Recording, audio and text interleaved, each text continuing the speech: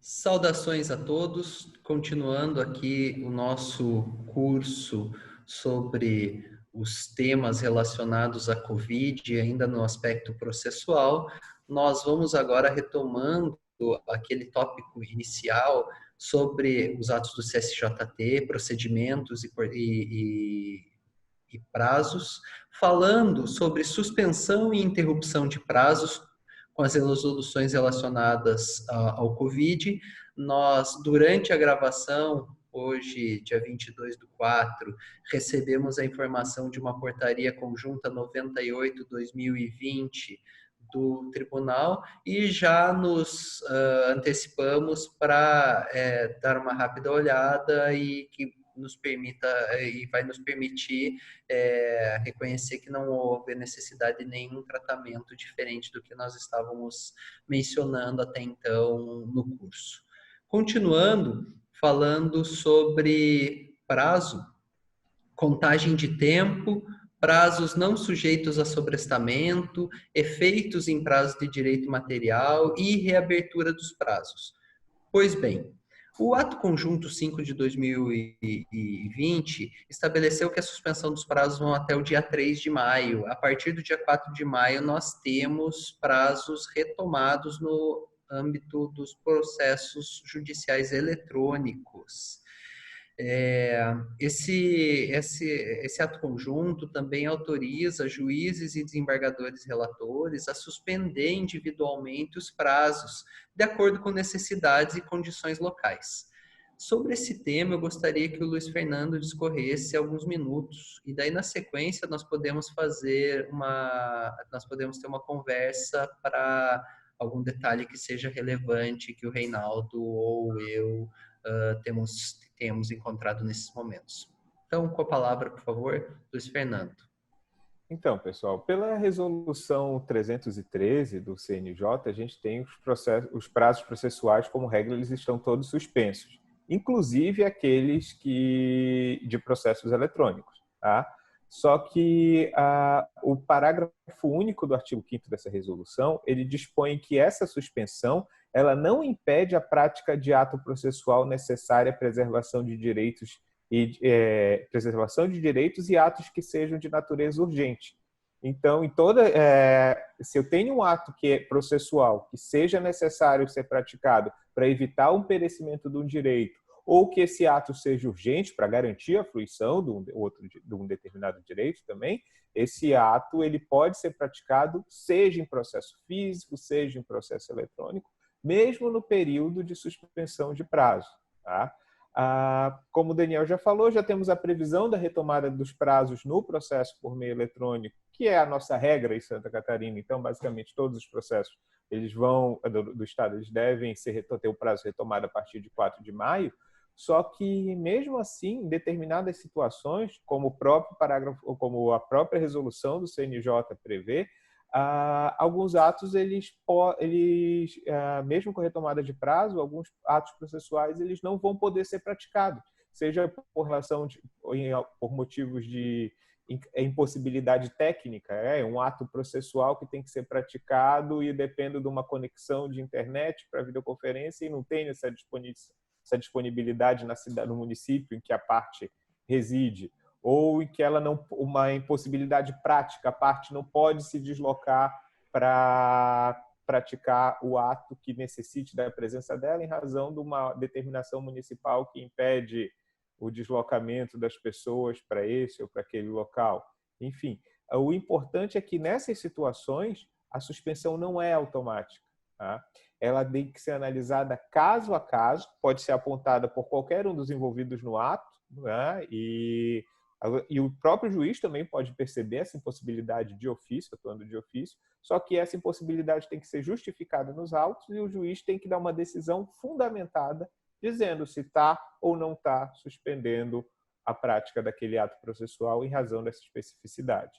Além disso, a resolução tem uma outra menção bem relevante em que, se tratando de contestação, impugnação, embargos ou outro tipo de defesa, mesmo quando praticada a audiência, se esses atos exigirem a coleta prévia de algum elemento de prova pela parte, a gente pode falar, por exemplo, no nosso processo do trabalho, quando o empregador precisa buscar determinados documentos que estejam em poder de terceiro ou do contador e ele não esteja acesso, não possa se deslocar para esse contador em razão, o contador está doente, por exemplo, está internado em razão da Covid, enfim.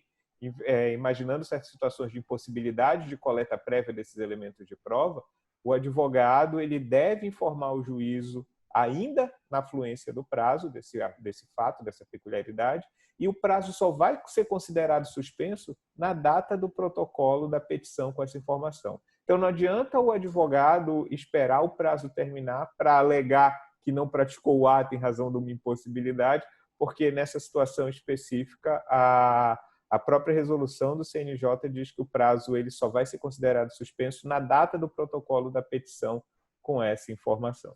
Lógico, uma situação excepcional seria se o próprio advogado tivesse impossibilitado de peticionar no caso concreto. E aí o juiz vai ter que analisar também, dentro do que a gente já colocou antes, decidir de forma fundamentada, de acordo com a peculiaridade do caso concreto. Vai dar mais trabalho? Vai. A gente vai ter que analisar provavelmente várias situações particulares, caso a caso. Talvez fosse mais cômodo deixar o prazo parado, suspenso durante todo o período da Covid. Talvez sim, seria mais prático para o juiz. Mas a administração da justiça não seria proporcional ao prejuízo que isso causaria para a administração da justiça. Os processos todos parados de forma indiscriminada, acho que geraria um prejuízo muito maior do que a retomada geral dos prazos e a suspensão dos prazos processuais analisadas caso a caso pelo juiz. A gente vai ter mais trabalho? Vai ter que ter um trabalho de sensibilidade, inclusive de conhecimento da particularidade daquele local, daquele município. O advogado vai ter que ter muito cuidado, muita cautela de como ele postular e de expor essa dificuldade, não é dificuldade, aliás, essa impossibilidade no processo de praticar o ato, né, para que o juiz possa dar uma decisão adequada e fundamentada para o caso concreto. Muito bem. Continuando, Luiz, e sobre a questão de suspensão e interrupção? Nós estamos falando agora de uma questão mais técnica. Existe uma distinção técnica de suspensão e interrupção de prazos, e nós estamos diante, com essas resoluções todas, de uma hipótese de suspensão ou de interrupção. E qual a distinção entre eles em relação a cada um? Eu sei que o ato do CNJ, do CSJT, até para evitar qualquer dúvida quanto a isso, já mencionou sobre isso. Então, vou falar disso e, na sequência, nós podemos falar sobre a questão dos prazos de direito processual versus de direito material. Pode ser? Sim. Como você bem colocou, a resolução do CNJ ela deixa isso bem claro. Os prazos eles estão suspensos. E essa suspensão, quando ela acontece no momento previsto pelo ato, e a retomada desses prazos ela vai se dar só pelo tempo que faltava para a sua complementação no momento da retomada, da suspensão. Faz isso com base no artigo 221 do Código de Processo Civil. Então, os prazos não vão ser devolvidos por inteiro, eles vão ser devolvidos só pelo que faltava para a sua complementação. Isso tem previsão expressa na resolução do TST. Sei que o Reinaldo tem uma posição específica quanto aos prazos para fins de recurso e vamos ouvir essas considerações dele. Pois não, Reinaldo. Obrigado, Daniel. Obrigado, Luiz Fernando. De fato, a resolução do CNJ é bastante clara no sentido que os prazos sobrestados pela resolução 313 estabeleceu a 314 que, a partir de 4 de maio, terão o cômputo pelo saldo e a menção expressa, inclusive, na resolução 314, ao artigo 221 do CPC, que é aquele que trata realmente da suspensão dos prazos e cuja redação estabelece que deverá o prazo ser restituído por tempo igual ao que faltava para sua complementação. A redação do dispositivo é de clareza solar, dúvida nenhuma. O CPC estabelece, no artigo 313, as hipóteses de suspensão do processo. E no artigo 1004, trata do sobrestamento de prazo recursal em curso, que foi o que aconteceu, seja em razão de ato do TRT-12, como de ato do CNJ, e é evidente que foram sobrestados os prazos recursais a partir dos momentos definidos nesses atos, e que agora está havendo o dessobrestamento desse prazo. E o questionamento que eu faço é especificamente em relação a prazo recursal suspenso, / sobrestado. Conta-se pelo saldo ou conta-se por inteiro? Se conta pelo saldo, é caso de suspensão. Se conta por inteiro, a hipótese é de interrupção. Quanto a isso, não há a menor dúvida. Se o legislador, ao tratar de recursos, tivesse tido a intenção de, em sobrestamento de recurso por força maior, que é o caso da Covid, morte da parte, ou morte do advogado, se o legislador quisesse estabelecer para recursos a mesma redação do artigo 221, e como essas três hipóteses estão no rol do 313, que consta lá, suspende-se o processo quando, e vem o rol, o artigo 1004 seria completamente inócuo. Porque estaria o legislador a dizer duas vezes a mesma coisa, a tratar do mesmo assunto. E não se trata de uma opinião pessoal minha. Existe a balizada doutrina interpretando que o artigo 1004 do CPC, que trata do sobrestamento de prazo recursal, ele não prevê hipótese de suspensão, e sim hipótese de interrupção de prazo processual. E como nós sabemos, na interrupção, o prazo é contado por inteiro. A redação, na verdade, do 1004 não é das melhores. É cópia do mesmo artigo do CPC de 73, que tratava do assunto. O legislador apenas acrescentou 2 vírgulas. No mais, a redação é a mesma. Então, toda doutrina e entendimento construído quando da vigência do CPC 73 continua plenamente aplicável no CPC atual. E é uma pena que não tenha havido um enfrentamento objetivo pelo CNJ desse aspecto em particular, porque do jeito que está a resolução, a hipótese para o prazo recursal é também de suspensão e vai contar pelo saldo. Isso pode gerar um problema seríssimo em todo o poder judiciário brasileiro, porque quer primeiro grau, quer instâncias superiores, todos tivemos prazos sobrestados por força da Covid-19. E é evidente que a data do trânsito em julgado será diferente em sendo o prazo contado pelo saldo ou contado por inteiro. Eu próprio já tinha despachado, inclusive em razão de requerimento apresentado pela parte demandada, prazo em curso, ela peticionou, o advogado peticionou, informando que estava impossibilitado de praticar o ato e requerendo o sobrestamento. Isso ele fez naquela semana inicial, que depois veio o ato sobrestando. E eu despachei indicando, na época, que aplicava o artigo 1004 por ser específico e que entendia que o prazo era de interrupção.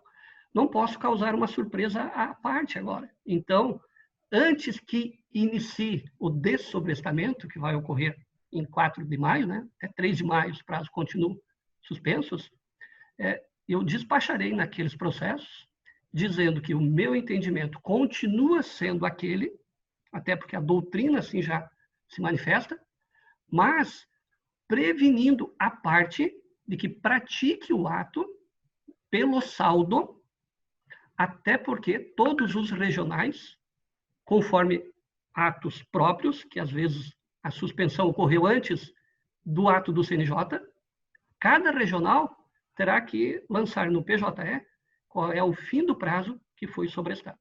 Então, esse tema é muito relevante, pena que não houve o enfrentamento pelo CNJ e preocupação que isso possa gerar inúmeros problemas mais à frente, que não ocorra. Muito bem. Então, nós temos, como regra geral, a ideia de que os prazos estão suspensos, ou seja, vão ser retomados pelo prazo que ainda lhes resta. com essa questão específica dos prazos recursais que podem ser reconhecidos como de interrupção de acordo com o entendimento, a ver o que será decidido pelas instâncias superiores em relação ao tema. Esses vídeos vão ser lançados no YouTube, então eles vão ser de conhecimento público. Provavelmente teremos advogados nos assistindo. Para eles, então, fica a ressalva do Reinaldo, que deve-se sempre tentar contar pelo saldo, por garantia. Nós temos outros prazos que são conhecidos como prazos de direito material. Esses prazos de direito material, eles não foram suspensos por atos do CNJ, do CSJT, do TRT, são prazos que continuaram correndo. O Luiz Fernando quer falar para a gente um pouquinho sobre eles?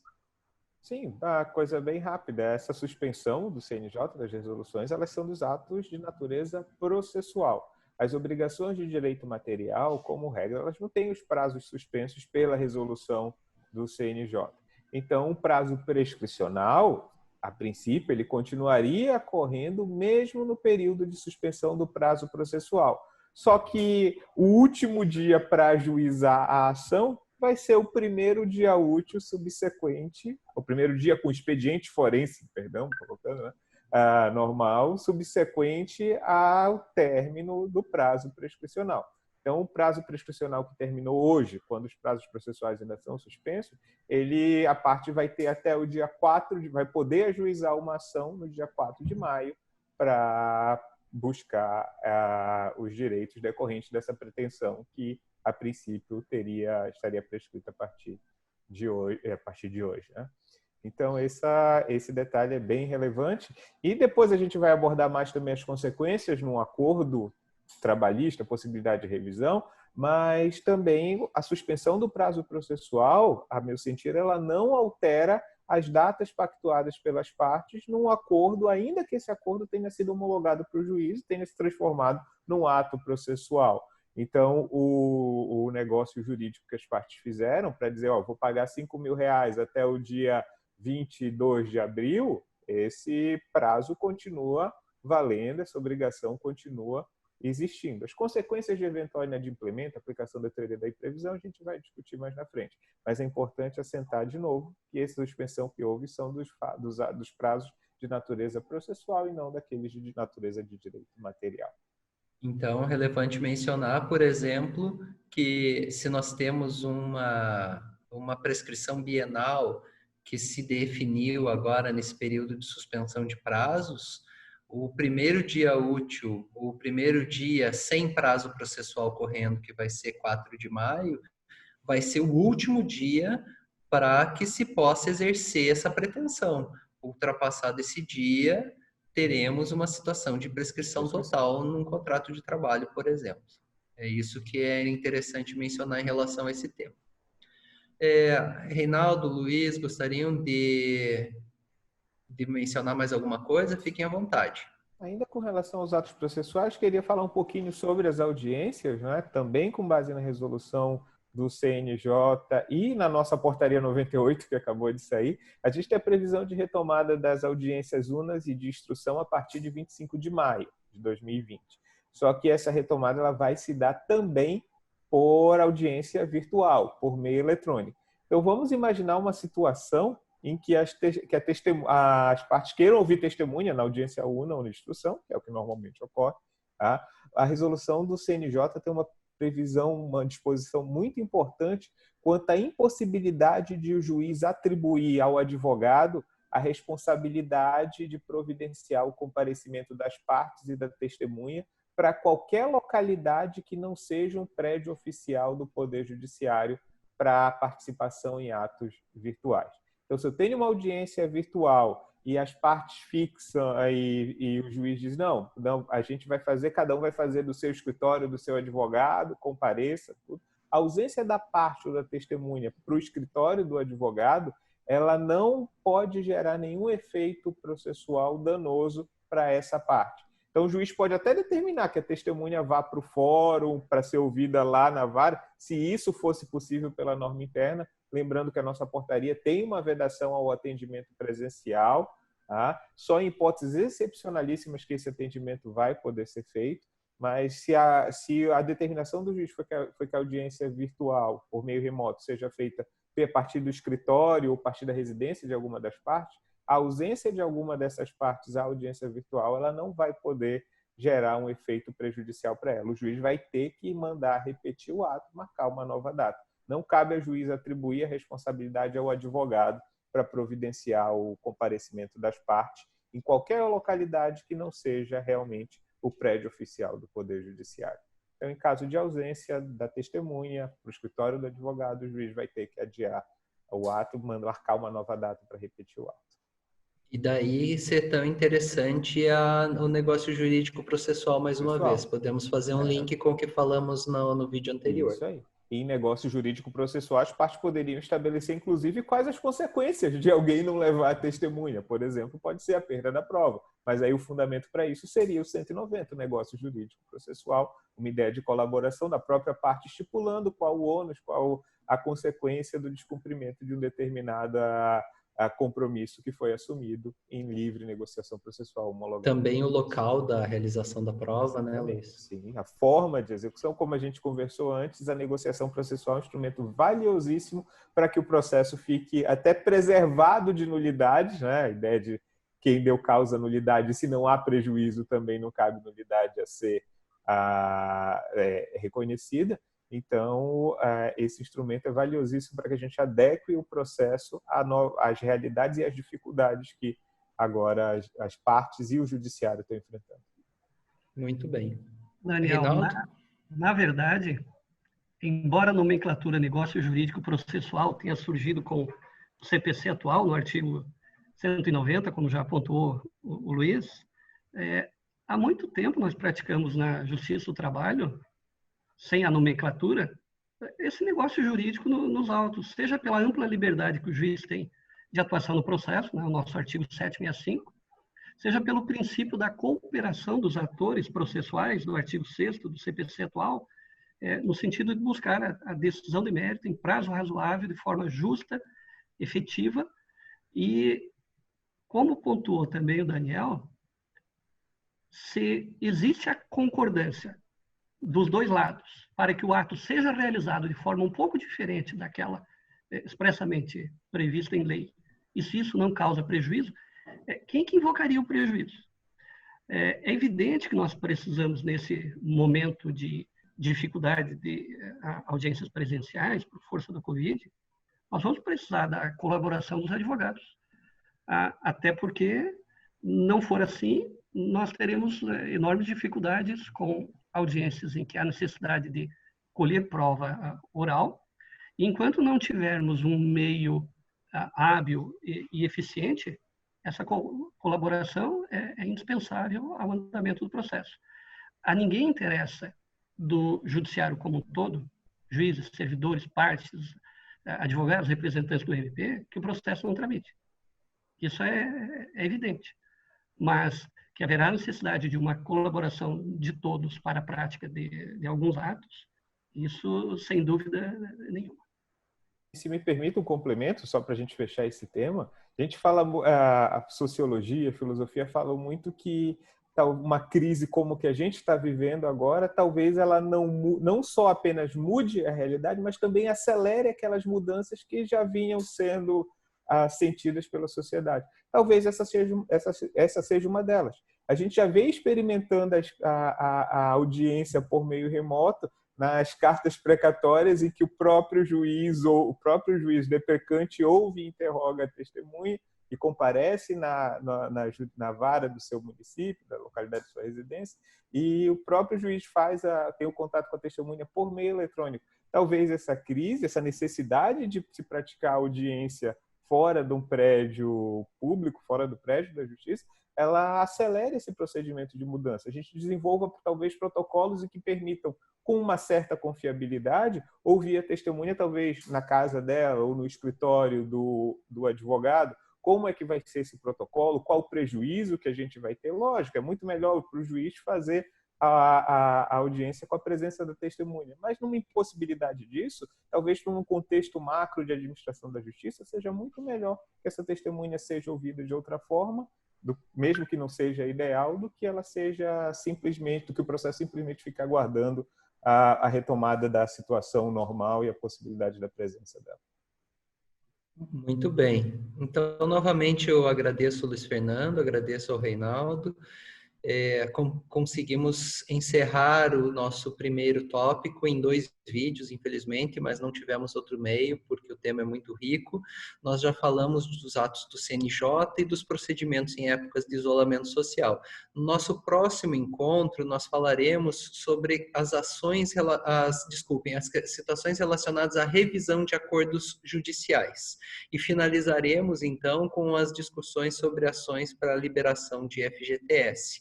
Eu agradeço muito a participação de todos, agradeço a atenção de todos que ficaram nos ouvindo esse tempo e retomaremos em breve. Muito obrigado.